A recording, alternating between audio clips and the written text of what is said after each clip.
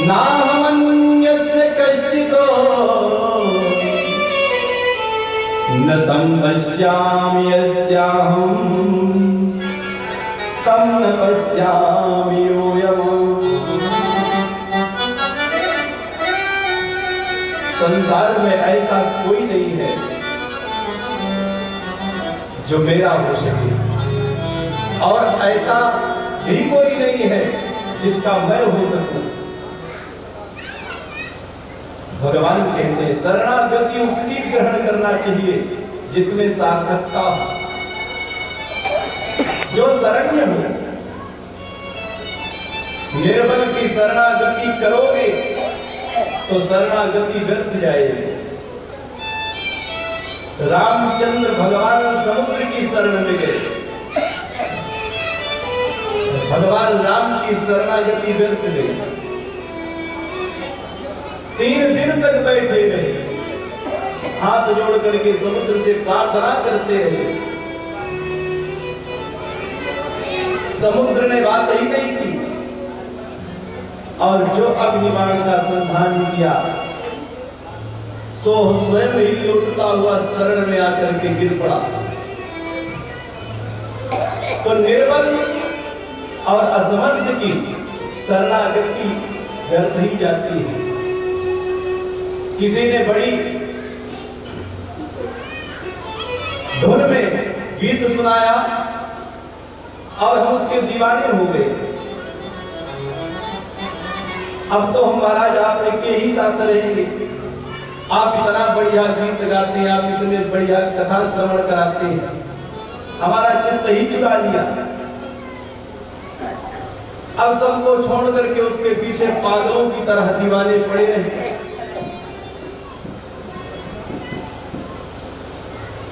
अरे उसने भी तो सोचा कि चलो जब तक माल है लूट लो, जब माल नहीं रहेगा तो अपने आप छोड़ करके भाग जाएगा। बाद में 9 तो 11 हो गया। आपने अपना सर्वस्व निवेदन किया, शरण में गए पर शरणागति व्यर्थ हो गई, क्योंकि समर्थ की शरण में नहीं गए। जो शरण्य हो उसी की शरण में जाओ। भगवान के चरण कमल ही शरण्य है। विधेयं सदा परिभवत् नमभीष्टदोः। भगवान के चरण कमल में तो ब्रह्मा और शंकर भी शरण देने वाले हैं। विभीषण जी असमर्थ थे, भगवान रामचंद्र जी की शरण में गए, और जैसे ही शरण में आए भगवान राम ने लंका का राजा बना दिया। जितासनो जितश्वासो जितसंगो जितेंद्रियः। इंद्रियों को बस में कैसे किया जाए बताया कि मन चंचल है, मन कहता है कि हमको सुंदर पदार्थ चाहिए, मन को रोको। 1-2 बार मांगेगा, इसके बाद स्वयं शांत हो जाएगा। मन कहता है कि सुंदर दृश्य चाहिए आंखों से देखने के लिए, मन को रोको। मन कहता है कि सुंदर गीत सुनने के लिए चाहिए कानों के माध्यम से, उसको रोको, रास्ता मोड़ दो। भगवान के स्थूल रूप में ध्यान की विधि बतलाई, भगवान के सूक्ष्म और स्थूल रूप में कैसे ध्यान करें, सत्यो मुक्ति व क्रम मुक्ति का मार्ग बतलाया।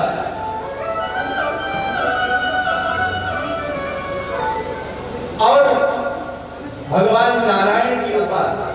अब एक बाईपास होता है जो शहर के बाहर से घूम करके जाता है, तो जो शहर के बीच का मार्ग है वह मार्ग गृहस्थ का मार्ग है।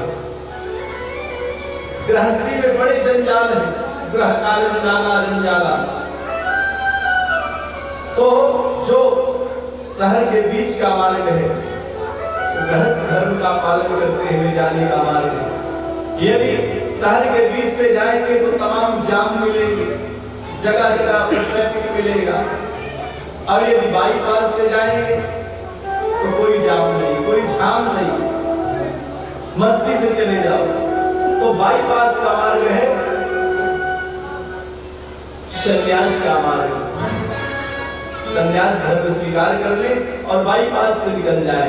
अब ये है कि बाईपास से भी पहुंचने में समय लगता है और गृहस्थ मार्ग से भी पहुंचने में समय लगता है, वहां जाम जाता है, रास्ता शॉर्टकट है।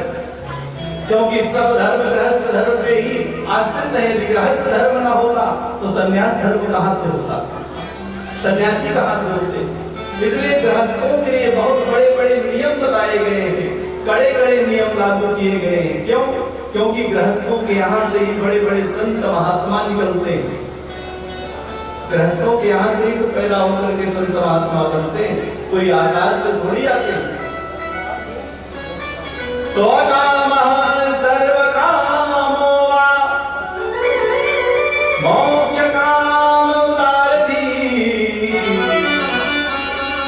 तीव्रेण भक्ति योगेन यजेत पुरुषं परम। निष्काम हो या सकाम, मानव मात्र को परमात्मा नारायण की उपासना करना चाहिए।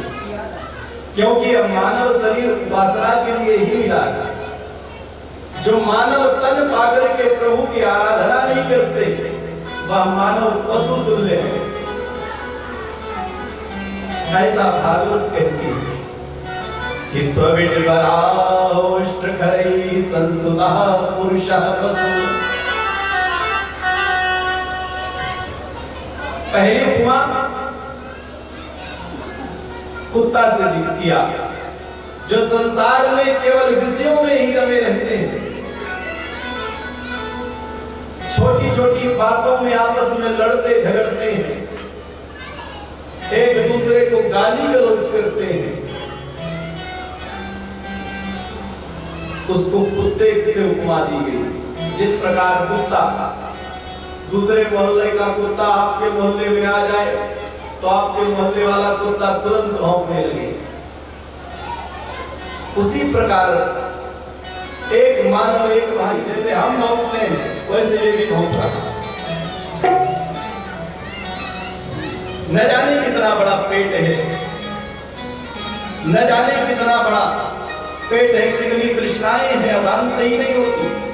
अशांति इतनी है कि शांत ही नहीं होती।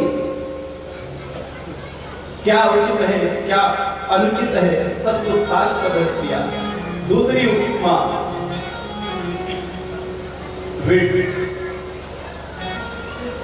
माने